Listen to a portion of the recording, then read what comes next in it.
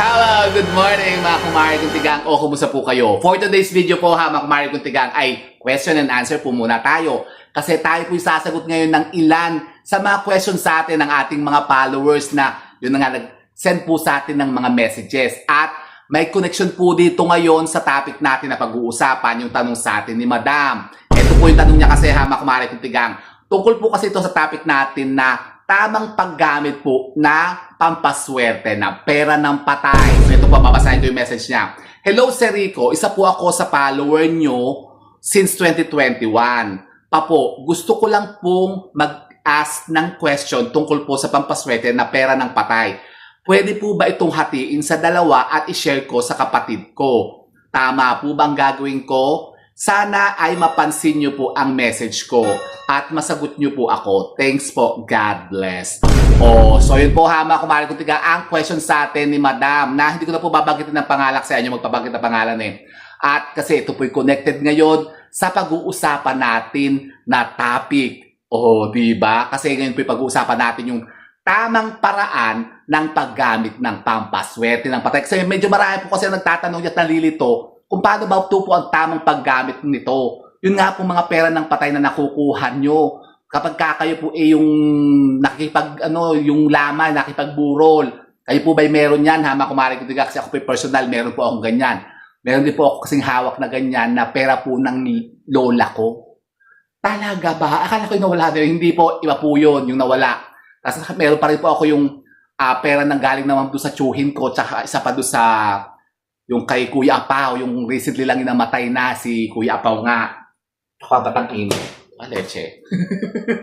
So yun pong pag-uusapan natin na mga kumari kong tigang. Kung paano ba ang tamang paggamit ito, yung mga sinasabing pera ng patay na gagamitin sa pagpapaswerte. Saan? Pwede po natin gamitin ito ha, mga kumari kong tigang, sa pagninegosyo. Yan po talagang napakabisang bertud niyan. Kung ito po'y gagamitin natin sa pagbebenta, pagtitinda at sa pagninegosyo nga, yung mga pera ng patay. Pero marami po kasi ang nalilito dyan ha, mga kumari kong tigang, tungkol sa pera ng patay na yan. Ano ba yung tamang paggamit ito? At alin po ba yung sinasabing pera ng patay na pwede natin gamitin? Isa lang po yan ha, mga kumari kong tigang. Ito po yung sinasabing pera ng patay na unang inabuloy sa kanya nang siya po ay nasa loob na ng kabaong niya.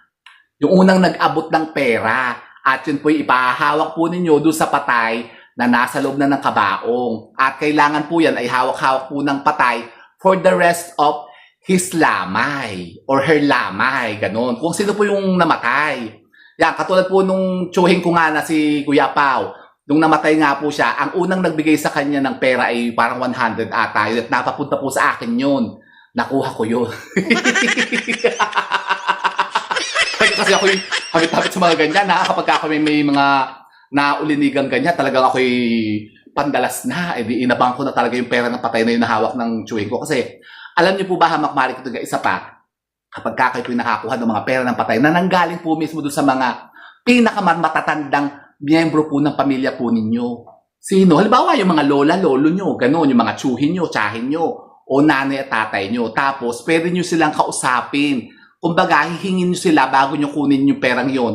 Bumulong kayo sa kanila ng kahilingan. Nasabihin nyo, Lola, pwede ko bang kunin tong pera mo? Kasi gagamitin ko to sa pagninegosyo ko. Ganon po ha, mga kumari ko digan, tamang pagkukuha niya. Hindi basta-basta dedekwatin nyo.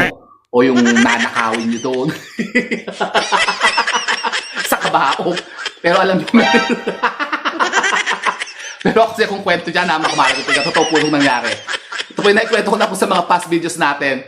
Meron pong kasing insidenteng ganyan na isang grupo ng mga Bekimon ay dumahayo sa isang burol, sa isang lamayan baga.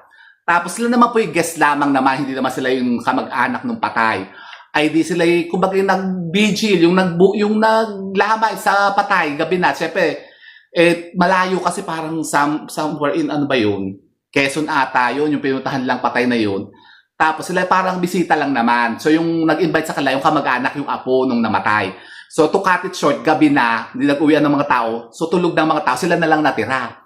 Alam nung itong guest na to, nung bisita, na yun tungkol doon sa bertud ng pera ng patay niya.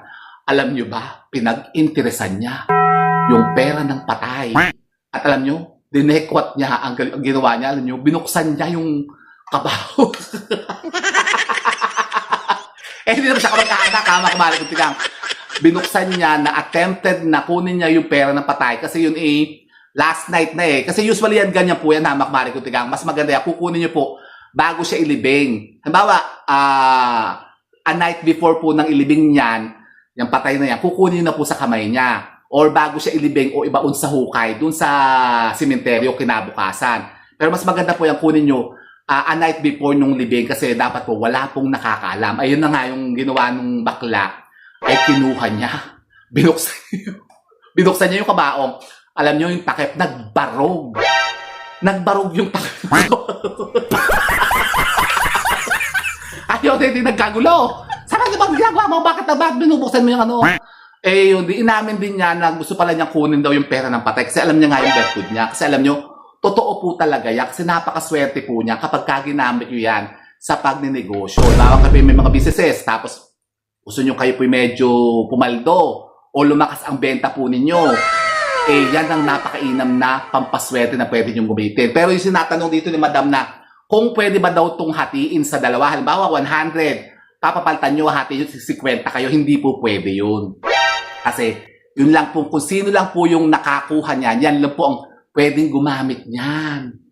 Kasi meron tayo dito, isang follower din dito dati na nagtanong na ma'am, yung kanyang pera ng patay na ganyan ay nasa kanya, ay ninakaw nung kapatid.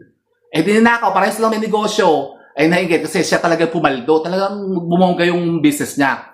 Ay nalaman niya na naano pala yung pera ng nanay nila nung namatay. Abay, pinag-interesan, hindi ninakaw. Naku, magnanakaw si ate. Kinuha niya. Nakuha naman niya. Tapos alam nyo, lumipat sa kanya yung bertud. Lumipat sa kanya yung bertud kasi ninakaw niya. Kasi dapat yan talaga nanakawin nyo talaga yung papasweting yan. Ngayon, humina yung negosyo niya. Yung sa kapatid niya naman lumakas. Kasi lumipat sa kanya yung swerte. Pero yun nga, sabi nga po, hindi ito pwede paghatian ng kumarikutigan ng mga magkakapatid. Di ba, magbibigay kayo dyan ng 1,000, tapos papapatan nyo ng tig 100 o parte-parte kayo, pagpaparte-partehan nyo, ano yun? Hindi ganun yun, kumarikutigan. Isa lang po ang pwede pong magtaglay niyan. Tapos sa cemetery naman po, tama naman po pagkuha po ito, hindi kayo dapat kukuha niyan. Dapat ibang tao naman po kukuha niyan sa sementeryo bago ilibing yan. Bawa, di bubuksan niyang kabaong na yan, di ba? Pinuputol pa yung mga rosaryo, yung mga kwintas, ganyan. Kailangan putol daw kasi niya para daw hindi mahirapan yung patay sa pagtawid sa kabilang buhay. Tapos, saka niyo kukunin yung pera niyo. Pero dapat hindi daw po kayong kukuha niya. Hindi yung mga kamag-anak, ibang tao. Halimbawa, yung mga siguro yung mga nag-aayos ng mga punerarya sa St. Peter, dapat daw yan po kumarik yung tigang ay iba po ang kukuha, ibang tao. Tapos yan daw po ay iaabot lang daw po sa inyo. At kapag ka daw po yan ay iabot na sa inyo, dapat daw po yan ay balutin nyo agad ng telang puti o kahit tissue. Basta't puti po, telang puti po. Tapos yan po itatago nyo agad sa wallet po ninyo, sa pitaka nyo. Pwede nyo po yung gamitin papaswerte kumarik yung tigang sa inyo pong mga tindahan, mga businesses po ninyo. Ilalagay niyo po yan sa kaha po ng mga negosyo nyo o pwede po sa mismong bag po ninyo. Tapos huwag nyo nang papakita sa iba, huwag nyo ipapahawak sa iba. Yun po ang tamang paggamit dyan. Tapos, dapat yan po, iwasan nyo po na ipapakita at ipapahawak sa iba. Hindi rin pwede yung palalaktawan. Bawal, nasa bulsa nyo po yan, nasa pitaka nyo, nasa wallet nyo, tapos dala-dala nyo yung wallet nyo, nasa bulsa nyo, tapos kayo nilaktawan, natutulog kayo. Nalaktawan kayo ng asawa nyo o mga anak nyo na kumawawala ng bisa. Tapos, dapat yan daw po ay pinapalihihan. Pinapalihihan po yan tuwing mahal na araw. Dapat po kayo po ay mag-aalay ng prayers kung sino po yung patay na pinanggalingan yan. Magtitiri kayo ng kandila tapos magpapadasal kayo. Aalayin nyo sa ng konting panalangin. Magdasal kayo ng isang Ama Namin, isang Aba Ginoong Maria, isang sumasampalataya. Tapos yung anong tawag doon, yung pinapadasal sa mga patay, yung para maahon na sila sa sa impyerno. para makapunta na sila sa langit. Ganon. Tapos, yan, lalakas ulit ang bisa niya. Pero dapat to, hamak kumalit yung tigang, iingatan nyo. Kasi baka yun po'y makuha nga na iba, manakaw at magamit nila. Eh, sa kanila lilipat ang bertud. Sa kanila lilipat ang swerte. Tapos may nagtatanong pa, hamak kumalit yung tigang, isa naman po klase po na papaswerte ng pera ng patay na sinasabi naman po, okay din po yun. Yung naman po yung tinatawag na mga abuloy na iniit siya po sa parada ng patay. Yung pong mga barya, di ba? Pagka kayo po yung naglilibing ba, meron pa bang naglilibing ngayon na nagmamarcha-marcha, tapos may mga naghahatid-hatid sa karo ng patay. Di ba merong minsan mga tao naghahagis ng pera, yung mga barya? Kunin nyo yan, hamak kumalit yung tigang, kasi mabisa din pong pampaswerte yan. Lucky charm din po, hamak kumalit yung tigang. Maganda po yan sa pagninegosyo din at sa pagsusugal naman. Opo. Diba, kapag mahilig magsugal-sugal, yung mahilig kayo yung bingo, mahilig kayong mag-matchong, ganyan, yung mga sabong, ganyan, yung mga scatter. Sabi na nalupin dyan, hamak kumalit yung tigang. Ayan po, isang napaka-powerful naman pong papaswerte yan. Yung barya na po na itinapon sa parada ng patay, pulutin nyo po yun. Pero meron din pong hits yan, hamak kumalit yung tigang. Titingnan nyo po kung yung mga pera ng patay na yon nakatihaya. Huwag nyo siyang dadamputin kapag nakatao ba ang pera ng patay na yon, yung barya na ihinagis sa patay. I-disregard nyo lang o parang ignore nyo lang kapag nakakita yung nakatao, kasi ibig sabihin negative yun. Kasi yan pong mga pera ng patay na yan, kahit naghahagis po yung mga tao ng baryang ganyan sa patay, kasi yan ay binubulungan po nila. Kaya pwede nyo gawin yan na makumalit ka bago kayo nakakita ng nililibing na patay. Bawa kayo pinagdadrive o nasa jeep kayo, kumuha agad kayo ng barya. Tapos bago kayo lumampas sa patay na yun, kumuha kayo ng barya, bulungan nyo yung yung baryang yun, sabihin nyo, lahat ng problema nyo, lahat ng mga sakit nyo ay isama na niya sa hukay niya. Yun, ibubulong nyo doon sa patay, dito sa barya na yan, tapos ihahagis sa kanya. Ipapadala nyo, kumbaga ipapadala nyo na yung lahat ng mga problema nyo, yung lahat ng mga misfortune nyo sa buhay, para ma-absorb ng patay at dadalhin niya yun. Bawa, yun na nga, meron kayong mga nararamdaman na kung anong sakit, ipasip-sip nyo na sa kanya. Pasip-sip. Para ma-absorb na, madala niya sa hukay. At yun din po yung sinasabing bulong sa patay, di ba? Yung sinasabing, pwede kang bumulong sa patay, yung pagka kayo dumadalaw sa mga lamay, di ba, disilid kayo ganyan sa nichong ganyan, sa kabaong, di ba, sumisilid kayo ganyan. Yung mga tao, yung mga sumisilid na ganyan, bumubulong yan. Kumbaga, namamaalam sila, tapos sasabihin nila yung mga kahilingan nila sa patay, sabihin mo, oy Mars, namatay ba? O kumari niya, namatay. Mars, pasensya ka na, hindi ko nabayaran yung utang mo, patawarin mo ako. Tapos, dalhin mo na yung mga utang ko, ha, para ako makabayad sa mga lending, ganun. Para maubos na yung mga utang ko, pwede nyo ibulong yan. At kapag kayo narinig ng patay, sisip-sipin niya yan, i-absorb niya yan. Tapos isasama na niya yan doon sa hukay. Baka kayo may mga sakit-sakit na nararamdaman. Pero huwag kayong pupunta sa patay ha, pagka kayo may mga sakit-sakit, lalala. Ganun sabi ha, makumalit yung tigang, ng mga matatanda. Yun, pero kung halimbawa nga kayo may mga niindang sakit, baka kayo may mga cancer.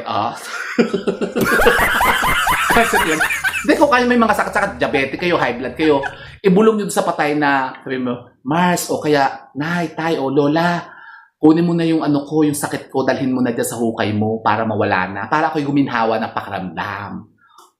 Sasabihin ng Lola, busit ka, patay na ako. Patay na ako, papadala pa sa akin yung sakit mo. Hindi, totoo po yan na makumalit. Ito yung tinatawag po yan na bulong sa patay. Pero yun nga yung sinasabing pera ng patay na inabuloy naman, na halimbawa yung mga nasa sobre, halimbawa nagbigay ng 10,000, 20,000 si tita, si tito, gano'n, yung mga kapitbahay nyo, yung mga ka-office mate. Hindi po yun yung ginagamit na pampaswerte. At hindi nyo rin po pwedeng gamitin yun na makumalit yung tigang sa pampersonal nyo pong mga kapakanan. Bawa, bibili kayo ng mga bagong set, bagong rep, bagong stove, o bagong bag, ibibili nyo, gagamitin. Hindi pwede. Hindi pwede yun. Kailangan po yun, yung mga perang na likom ninyo ay gagamitin nyo o uubusin nyo po doon sa mismong expenses ng patay. Bawa, siya po ay na-ospital. O kaya yung nagbayad kayo sa punerarya, sa kabaong. Siyempre, malaki yung gastos yan Tapos sa paglilibing. O sa mga burol, sa lamay, sa punerarya, ganun, sa mga parlor, sa mga simbahan, sa siyaman, sa babang luksa, sa 40 days, saka sa 1 year, ihinahanda po yan. Inuubos po yan. O ipagpapagawa nyo siya ng nicho, ibabayad nyo doon sa lupa at doon sa kabaong niya. Hindi nyo pwedeng, yan, yung kakamkamin nyo. Oh. Kasi alam nyo kung bakit? Mamalasin kayo. Oo. Mamalasin kayo kapag yan po ay in-interest ninyo.